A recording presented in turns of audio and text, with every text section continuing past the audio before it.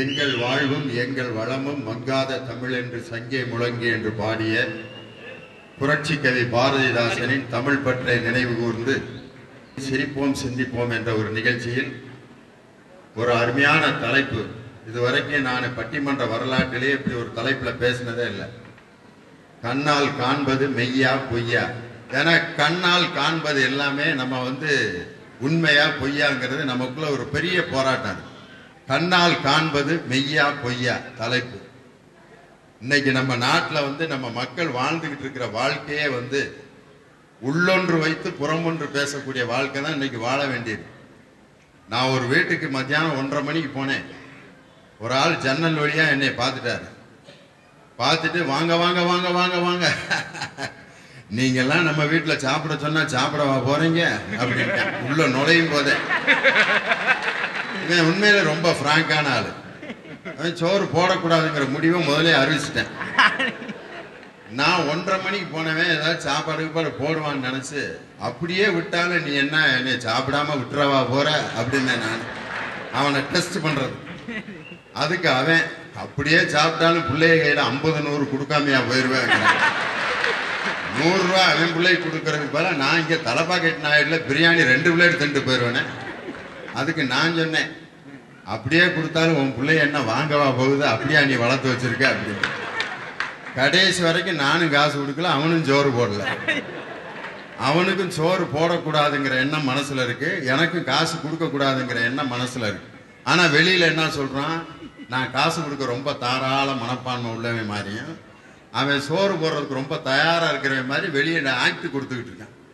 இந்த ஆக்ட் தான் இன்னைக்கு நிறைய பேர் இன்னைக்கு வாழ்க்கையில கொடுத்துக்கிட்டு இருக்கான் எல்லாத்துக்கிட்டையும். மனைவி கணவன்ட்டு அன்பா இருக்கிற மாதிரி எம்புட்டு ஆக்ட் கொடுக்குதுங்க தெரியுமா? அடேங்க அப்பா, எத்தனை பேர் அதுல கலந்து விழுந்துடுறாங்க தெரியுமா? ஏன் தான் அப்படின்னு அப்படியே கலண்டுறான் சில பேர். சொல்லு சொல்லு என்ன ரொம்ப நாள் ஆச்சு இந்த வார்த்தையை கேட்டு அப்படின்ட்டு ஒரு 15 தடவை சிரிக்கிறான். இதெல்லாம் எப்ப வரும்னா இந்த தீபாவளிக்கு ஒரு வாரத்துக்கு முன்னாடி தான் வரும். 7ஆம் தேதி தீபாவளின்னா 1ஆம் தேதியில இருந்து தொடங்கிருங்க.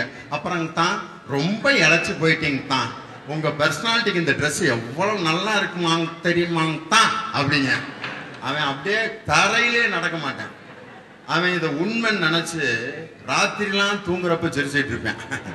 என் மனைவி இந்த வயசுல என்னை இப்படி ரசிக்கிறா பாரியா, நம்ம பர்சனாலிட்டிக்கு பின்ன அப்புறம் என்ன பின்ன அப்படின்னு. என் தங்கச்சி கூட உங்களை ரொம்ப கேட்டா அப்படின்னு இன்னும் அப்படியே சிறகடிச்சு பறந்துடும். நீங்க என்னமோ ஒரு பேண்ட் போட்டு போனீங்கன்னா என் தங்கச்சி அதையே சொல்லிட்டு இருக்கா, மாமாவுக்கு அவ்வளவு அழகா இருந்துச்சு அந்த பேண்ட், எப்படி இடையில ஒரு சைடு போனஸ் வேற இடையில வரேன். இதை கேட்டு அப்படியே அவன் அப்படியே கிறுகிறுத்து போயிடுறேன். ஆனா இது ஒரு வகைக்கு உண்மையா பொய்யா? என்னன்னா கணவனை நம்ம வார்த்தையிலேயாவது சந்தோஷப்படுத்துவான்.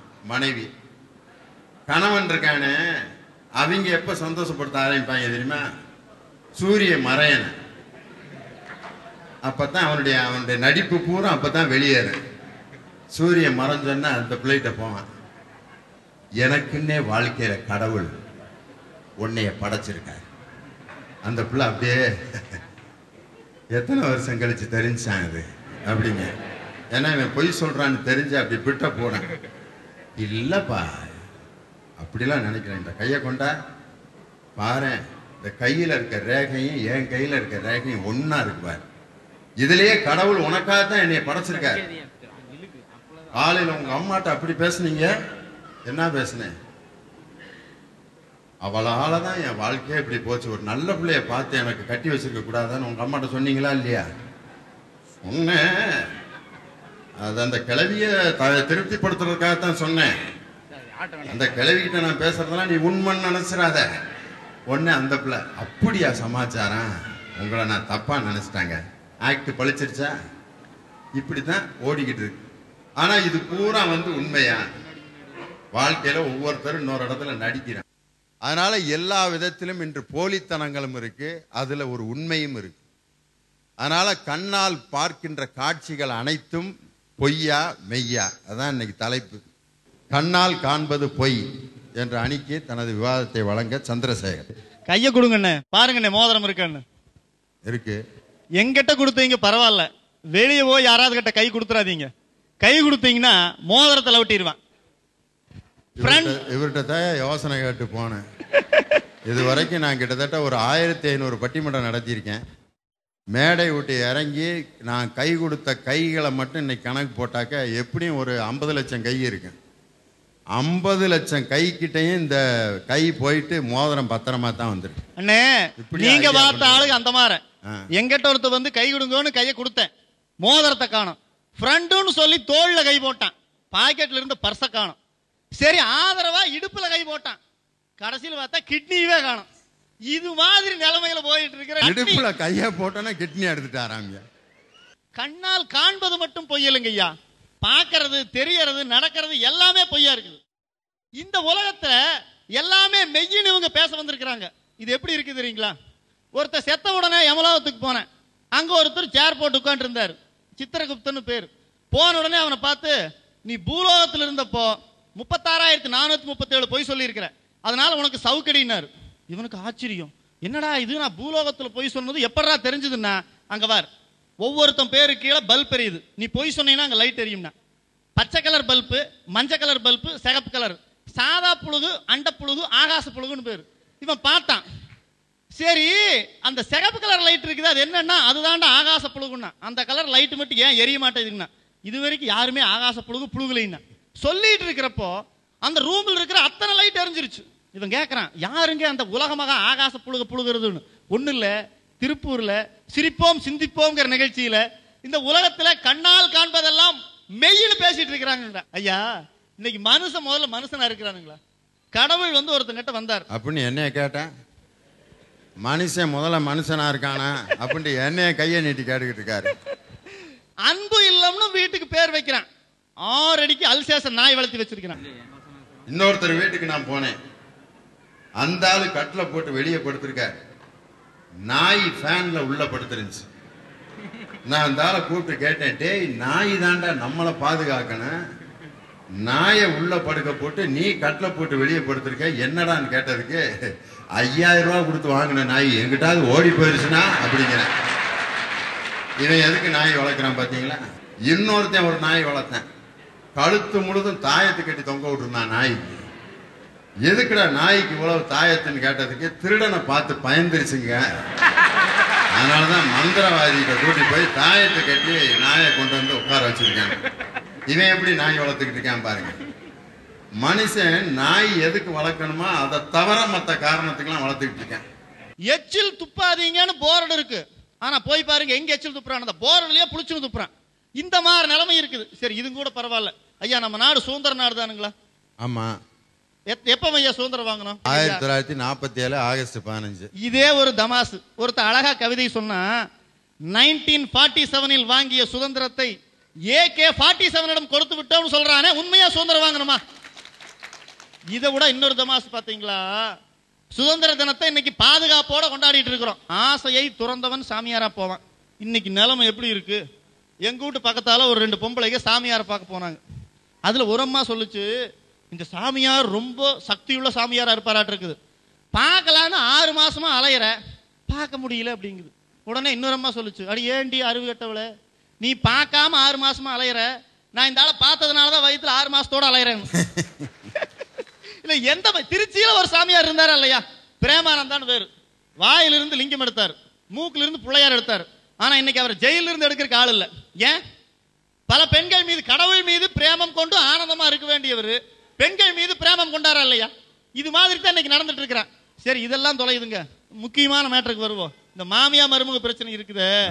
ஐயா இது எங்கேயா போய் சொல்றது? ஒரு வீட்டுல மாமியாளுக்கு தேள் கொட்டிருச்சு, டாக்டர் கிட்ட போனாங்க. அந்த டாக்டர் கூப்பிட்டு கேட்கிறாரு, எங்கம்மா தேள் கொட்டுச்சுன்னு. அந்த அம்மா சொல்லுது, டாக்டர் வாயில தேள் கொட்டிருச்சுங்க. டாக்டர் கேட்கிறாரு, என்னோட இத்தனை வருஷம் சர்வீஸ்ல வாயில தேள் கொட்டுறது நான் பார்த்ததே இல்லையே, எப்படி கொட்டுச்சுன்னு கேட்டதுக்கு அந்த அம்மா சொல்லுது, டாக்டர் முந்தானேத்திய மருமகள் அந்த தேள் கொட்டுச்சுங்க, அதுக்கு குனிஞ்சு தேங்க்ஸ் சொல்லி முத்தம் கொடுத்தேன், அதனால வாயில கொட்டிருச்சுங்க. சரி மாமியா தான் போயிட்டு இப்படி மருமக உழைப்பு எப்படி தெரியுங்களா? மாமியாவுக்கு உடம்பு சரியில்லை, கோயம்புத்தூர் ஆஸ்பத்திரி கொண்டு போயிட்டாங்க. அங்க போற உடனே டாக்டர் மருமகளை கூப்பிட்டு, இதை வாரம்மா, உன் மாமியாவுக்கு வந்திருக்கிற நோயை தீர்க்கணும்னா ஒரு 10,000 ரூபாய் செலவாகும், உனக்கு வசதி எப்படி? உடனே இந்த அம்மா திருப்பி கேக்குது, ஏன் டாக்டர் மாமியாலையா தீக்கிறனா எவ்வளவு செலவாகுன்னு கேக்குது. மாமியால தூக்கி போட்டு தூர்வாடுற மருமக மருமகளையே தூக்கி போட்டு தூர்வார மாமியார் இருக்கிறாங்களா இல்லையா? எங்கேயா போய் பாக்குறது? பிச்சைக்காரனை முதல் கொண்டு நான் போய் பார்த்தோம்னா ஃப்ராடா தான் இருக்கிறேன். 3 பிச்சைக்காரனுங்க பிச்சை எடுத்து சாப்பிட்டா தான் அவனுக்கு சாப்பாடு. டெய்லி தட்டு வச்சு உட்காந்துட்டு அம்மா தாயேன்னு சோறு எடுக்க வேண்டியது. ஒரு நாள் கடவுள் நேரா வந்தார்.